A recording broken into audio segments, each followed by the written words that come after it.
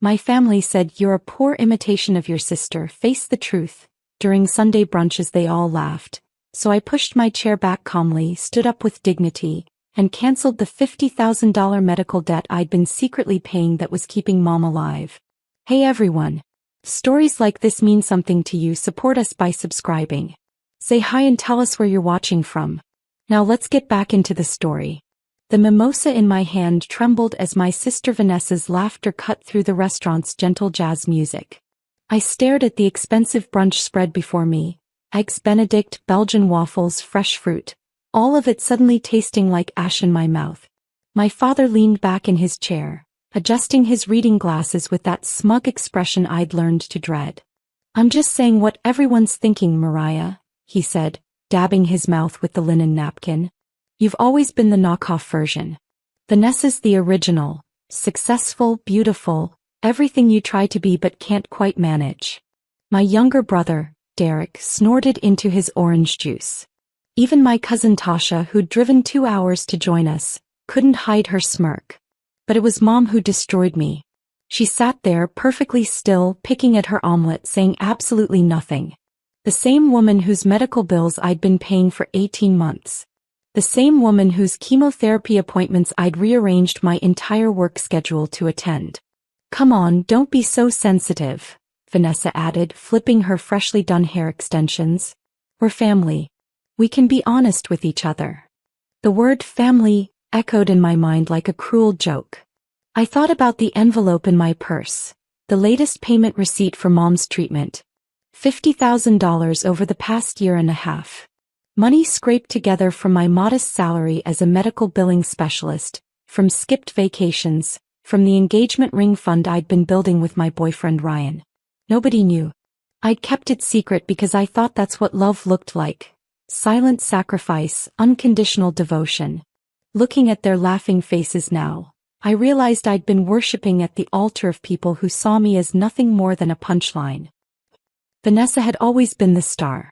Even now, at 32, she commanded the table with stories about her marketing executive position, her penthouse apartment downtown, her Instagram influencer status with 60,000 followers.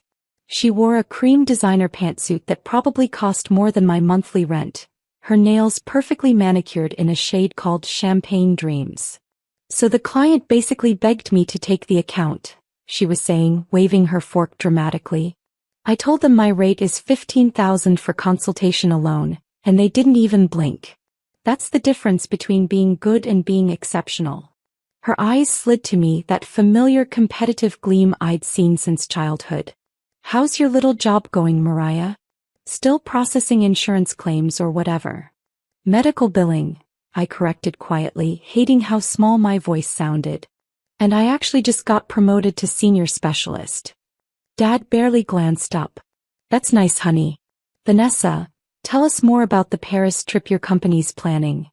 The dismissal was casual practice, like I was background noise. I watched Vanessa launch into another self-congratulatory story, watched my parents hang on every word, watched Derek scroll through his phone pretending to listen but clearly more invested in her success than anything I'd ever accomplished. What they didn't know was that Vanessa's perfect life was built on quicksand. Last month she called me crying at 2 a.m., drunk and desperate, confessing she'd been fired for falsifying client reports. The penthouse.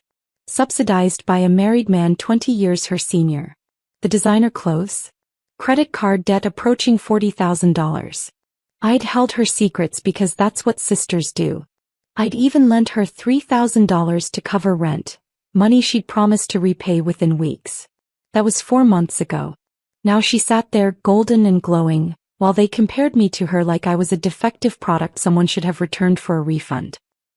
Mom finally spoke, her voice weak but clear. Mariah, darling, you know we love you. But you have to understand, comparison isn't criticism. It's motivation.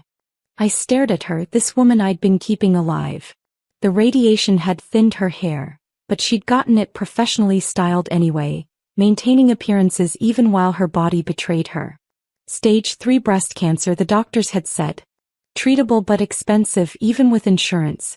The co-pays, the experimental medications insurance wouldn't cover, the specialized treatments, It all added up to an impossible sum. Your sister works hard, Dad continued, cutting into his steak. She's ambitious. Maybe if you applied yourself more, pushed harder, you'd see similar results. My throat tightened. I wanted to scream that I worked 50-hour weeks, that I'd taught myself medical coding after hours to increase my value, that my little job required certification and constant education.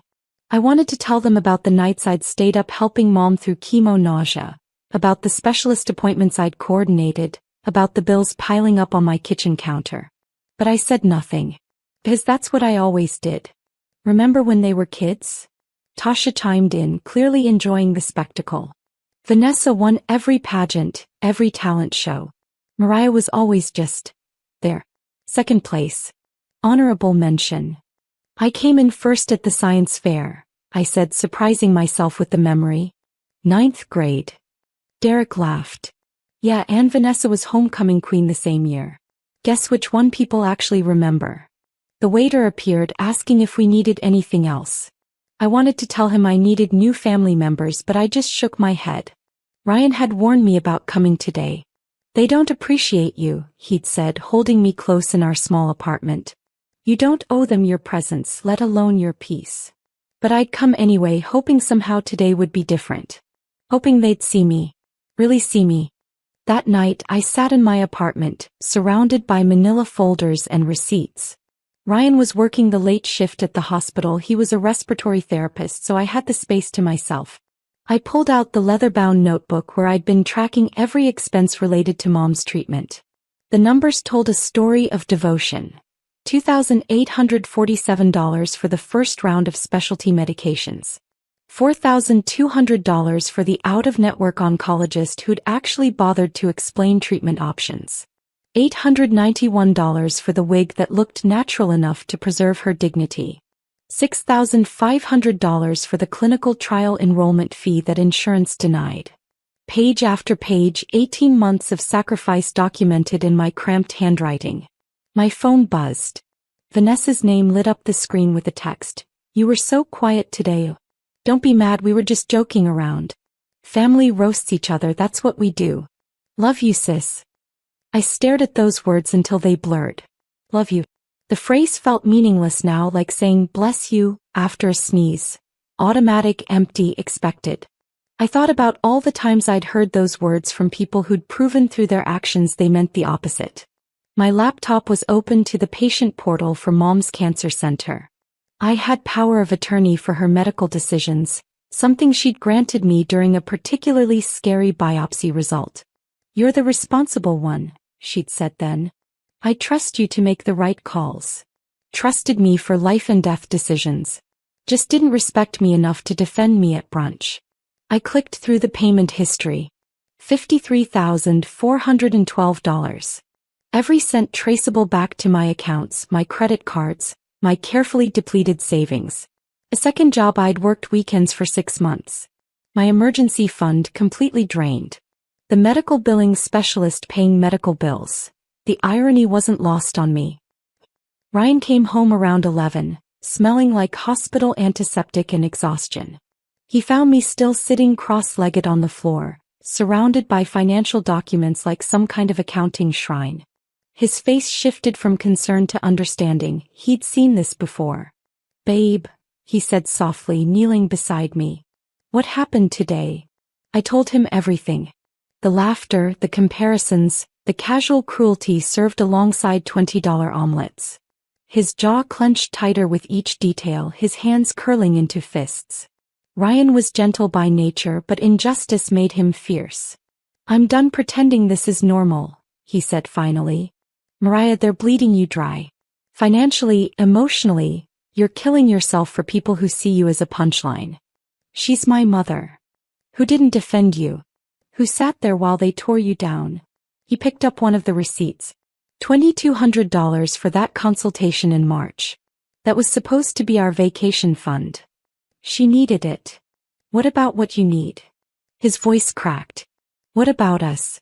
We've been engaged for 8 months and we can't set a date because you're financing your mother's survival while your sister, who makes triple your salary, contributes nothing. Does she even know?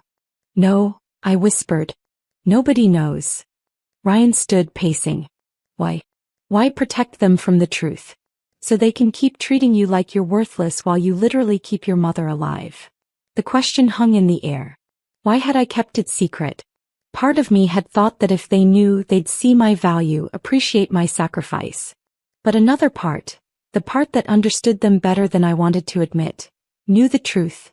They'd find a way to make it my fault, my obligation, my problem. I wanted to be the hero, I admitted. The one who saves the day quietly, expecting nothing in return. Martyrdom isn't love, Ryan said gently. It's just slow suicide. I couldn't sleep. At 2 a.m. I found myself scrolling through Vanessa's Instagram feed, torturing myself with her curated perfection. Her latest post showed her at some rooftop bar, champagne glass raised, caption reading, "Blessed with amazing family and an incredible life. #grateful, #family first, #living my best life." The comments were predictable praise. "You're glowing. Queen. Goals.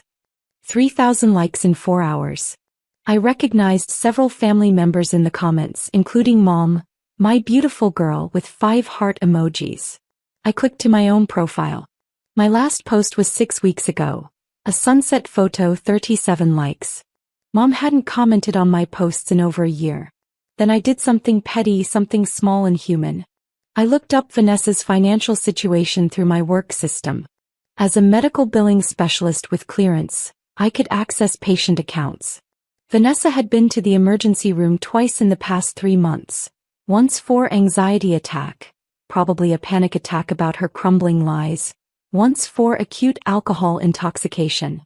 Both visits billed to Mom and Dad's insurance as a dependent, even though Vanessa was 32 and claimed to have her own coverage. My phone rang. Unknown number. I almost didn't answer, but something made me pick up. "Miss Harris." An official-sounding voice. "This is Patricia from Weston Cancer Center's billing department. I'm calling about the outstanding balance on Virginia Harris's account. We've noticed irregular payment patterns and we need to verify the authorization for the credit card on file." My stomach dropped. "What's wrong?" "The card was declined for this month's treatment payment.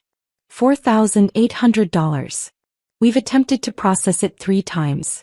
Without payment, we'll need to reschedule her next chemotherapy session." The card. My credit card, maxed out after I'd covered Vanessa's loan and last month's emergency medication run. I'd meant to pay it down before the automatic charge hit. "I'll handle it," I said, my voice mechanical. "Don't cancel anything." Sunday morning, I showed up at my parents' house unannounced. Mom was in the garden, wearing the expensive sun hat I'd bought her to protect her sensitive scalp. Dad was reading the newspaper on the porch, Vanessa's car already in the driveway. Of course she was there, probably for free meals and laundry services. "Mariah." Mom looked surprised but pleased. "What brings you by, honey? You should have called first." I held up the notice from the cancer center, my hand surprisingly steady. "We need to talk about your medical bills." Something flickered in her eyes. "Oh, that's all taken care of. Your father and I have been managing it."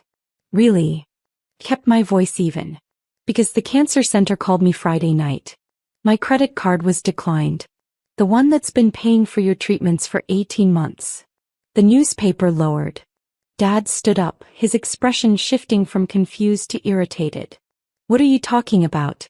We have insurance. Insurance that covers 60%. I've been covering the rest. $53,412, to be exact." Vanessa appeared in the doorway, coffee mug in hand, wearing one of Mom's robes. "Wait, what? You've been paying Mom's medical bills. Every copay. Every specialist visit. The clinical trial. The medications insurance denied. Everything." Mom's face went pale beneath her makeup. "Mariah, I didn't ask you to do that." "No, you didn't ask. I just did it because I love you. Because family takes care of each other. That's what I thought anyway." Dad cleared his throat. "Well, if you were struggling financially, you should have said something. We would have." "Would have what?" I interrupted, something breaking loose inside me. "Would have appreciated it. Would have defended me when everyone spent Sunday brunch laughing about what a disappointment I am compared to Vanessa. The silence was deafening. That was just family teasing, Vanessa said weakly. Family. I laughed and it sounded wrong, bitter. You mean the family where I work overtime to keep mom alive while you pretend to have your life together? The family where nobody notices I sacrifice everything while you all worship at the altar of Vanessa's fake success. My success isn't fake, Vanessa snapped, but her voice lacked its usual confidence. Really? Want to tell mom and dad about getting fired 3 months ago? About the married boyfriend paying your rent? About the $40,000 in credit card debt you're drowning in? I turned to my parents. Your golden child is broke and unemployed, but I'm the poor imitation? Mom sat down heavily on the porch steps. Vanessa, is this true? Mariah's exaggerating, Vanessa tried, but I could see her crumbling. I had a setback, that's all. I'm consulting independently now. You're lying, I said flatly. Just like you lied about repaying the $3,000 I lent you. Just like you lie about everything to maintain this perfect image while I'm the punchline of every family gathering. Dad's face hardened. Mariah, this isn't appropriate. We don't air dirty laundry like this. Why not? You had no problem airing mine at brunch. Poor Mariah, always second place, such a disappointment compared to brilliant Vanessa. You said that in front of the whole family, Dad. You said I was a knockoff version of my sister. I didn't mean. You meant every word. I pulled out my phone, showing them the spreadsheet I'd created. Here's what the knockoff has been doing while the original was falling apart. Keeping our mother alive. 18 months of payments. I missed my best friend's wedding because I couldn't afford the plane ticket after paying for mom's port installation. Ryan and I can't set a wedding date because my savings are gone. I drive a car with 200,000 miles because I can't afford the repair on the transmission. Also, mom could survive. Tears ran down mom's face, but I couldn't stop now. The dam had broken. And you know the worst part? I didn't even want credit. I just wanted you to see me. To respect me. To defend me when they laughed. Ryan had asked me what I needed. Standing on that porch, watching my mother cry and my father sputter and my sister shrink, I finally knew the answer. I needed to save myself. I'm done, I said quietly. I'm canceling all the automatic payments. Your next treatment, Mom? You'll have to figure it out yourself. Mom's head snapped up. Mariah, you can't. I need those treatments. You needed them for 18 months while I quietly destroyed my financial future. Now you need them while knowing exactly what they cost me. Different situation entirely. You're being cruel, Dad said. Your mother has cancer. And I have limits. I looked at each of them. I've been setting myself on fire to keep you warm, and you used the light to mock my shadow. I'm not doing it anymore. Vanessa found her voice. So what, you're just going to let Mom die because your feelings are hurt? The accusation hit like I knew it would, designed to make me the villain. But I'd learned something these past few days. Sometimes the person who stops accepting abuse gets blamed for the abuse they endured. No, Vanessa. I'm going to let her successful, well-off family take care of her. You know, the daughter with the penthouse and the big career? Surely she can contribute. Or Dad with his retirement accounts. Or any of the relatives who laughed at me while I was sacrificing everything. We didn't know, Mom whispered. You didn't ask. You didn't notice. You didn't care enough to wonder how your disappointing daughter was making ends meet. I turned to leave, then stopped. The cancer center has all the records. You have power of attorney now, Dad. Figure it out. Mariah, please, Mom called after me. Don't do this. I'm your mother. I looked back at her, this woman I'd been taught to honor above all else. And I'm your daughter. The one who's apparently a poor imitation, remember? Maybe the original can save you this time. I walked to my car, ignoring their voices calling after me. The next 3 days were hell. My phone exploded with messages. Dad demanded I stop being dramatic and think about my mother. Aunts and uncles who'd never cared about me before suddenly had strong opinions about my obligations. Cousins crawled out of the woodwork to tell me I was selfish, cruel, ungrateful. Vanessa sent a novel-length text about family loyalty and Christian values, conveniently forgetting her married boyfriend and falsified work reports.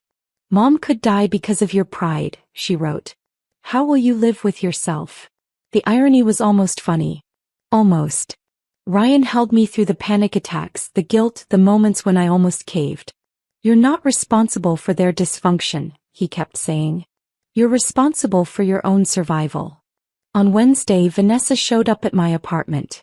She looked terrible, hair unwashed, no makeup, wearing sweatpants. The golden child tarnished. They're freaking out, she said, pushing past me into the living room. Mom's next treatment is in 10 days and they don't have $4,000. Dad's been calling around trying to get loans. Loans he could have been taking all along, I pointed out. You're really going to let her suffer? I'm really going to let you all figure out what I've been handling alone for 18 months. I crossed my arms. Where's your contribution, Vanessa? You're the successful one, remember? She looked away. I'm in a tough spot right now. You've been in a tough spot for months. I lent you $3,000 you never repaid. I kept your secrets. I supported you while you put me down at every opportunity. I felt eerily calm. I'm tired of being your emotional punching bag while I finance Mom's survival. So you're just done? With all of us? I'm done being used. There's a difference. He sat on my couch, head in hands. I'm sorry. For what I said at brunch, for everything. I was showing off and you were an easy target. That doesn't make it right. Vanessa's apology felt hollow, performative. Are you sorry or are you scared you'll have to actually contribute? I asked. She flinched. Both. Can it be both? At least she was honest. What do you want from me, Vanessa? I don't know. She looked up, mascara stained and desperate. Tell me how to fix this. Tell me what you need to hear. I needed you to see me. For years, I needed any of you to see that I was drowning while keeping everyone else afloat. But you were too busy comparing me to your highlight reel to notice I was bleeding out. I see you now, she whispered. Too late. The words came out softer than I intended. That's the thing about breaking, Vanessa. You don't get to decide when someone's had enough. You just get to live with the aftermath. My phone buzzed. Mom calling for the 16th time that day. I sent it to voicemail. She's scared, Vanessa said. She keeps talking about the treatment deadline, about what happens if she misses it. Dad's been checking their retirement accounts, but pulling money out early comes with huge penalties. They should have thought about that before spending Sunday brunch destroying what was left of my self-worth. It was one meal, Mariah. It was every meal. Every holiday. Every family gathering where I was the punchline while you were the punchline's more successful sister. I felt tears coming but held them back. It was 30 years of being second choice, backup plan, the daughter they tolerated while celebrating you. Vanessa stood angry now. You want me to apologize for being successful? For being pretty, for being popular? That's not my fault. No, but treating me like garbage because of it is your choice. And Mom and Dad's choice to enable it, to participate in it, to laugh along, that's on them too. So we all deserve to suffer because we hurt your feelings? There was the minimization, the deflection. My feelings, like they were trivial, like the systematic degradation of my worth was just me being sensitive. Friday afternoon, Dad showed up at my office. My coworker Sharon gave me a worried look as security called my extension. I'd had to put my entire family on a restricted visitors list. I met him in the lobby. He looked older, somehow smaller. Mariah, we need to talk. About your mother's treatment. About being reasonable.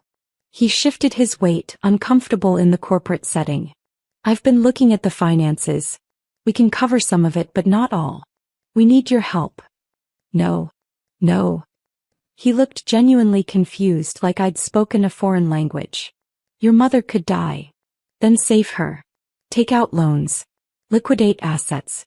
Do what I did. Sacrifice everything for her survival. I kept my voice professional, aware of Sharon pretending not to listen. You have the means. You just don't want to. That's not fair. Those are our retirement accounts, our security. And that was my future. My wedding fund. My emergency savings. My security. I felt something cold settle in my chest. But my security didn't matter, did it? Because I'm just the knockoff daughter. He had the grace to look ashamed. I said I was sorry about that. No, you didn't. You've called 17 times demanding I fix this situation. Not once did you actually apologize for what was said, for what you've all been saying my entire life. I checked my watch. I have a meeting in 10 minutes. Mariah, please. I'm begging you. His voice cracked. She's your mother. Family takes care of family. You're absolutely right. Family does take care of family. They also respect family. Defend family. See family as more than just a resource to be exploited when convenient. I turned to leave, then looked back. I paid for 18 months. You didn't even notice. Maybe that tells you something about how much my care actually meant.